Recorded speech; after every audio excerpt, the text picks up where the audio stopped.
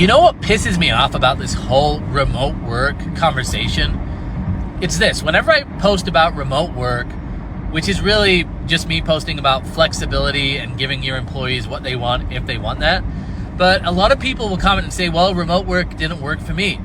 And then I dig deeper and say, well, tell me what remote work looks like. And most of the time what they're describing is actually work from home by a company that never really invested into remote culture.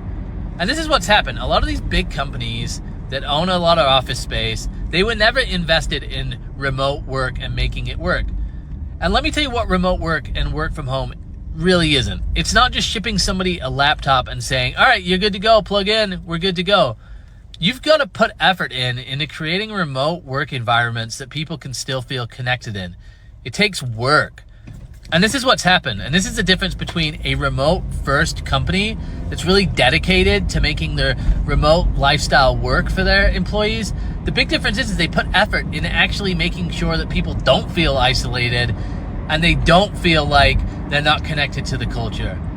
This is not the case for a lot of these large companies. In fact, I would argue that any company that went remote because of the pandemic and realized that the only way they could keep business going was to give people work from home options, they aren't really invested in true remote work.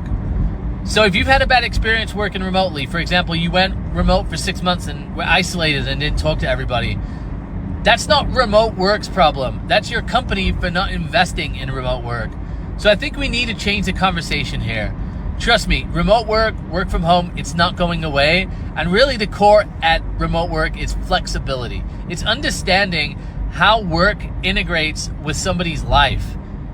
Okay, and that's what people want. They want flexibility. So these same companies that offered work from home and remote work because of the pandemic, they don't actually understand flexibility, which is why people are going to go in office for a short amount of time because they need to, because they need the money, because they need the jobs. And then as soon as hiring picks up again, you're going to see remote work have a huge bounce back. And it's going to force companies to really think about how they actually do remote work.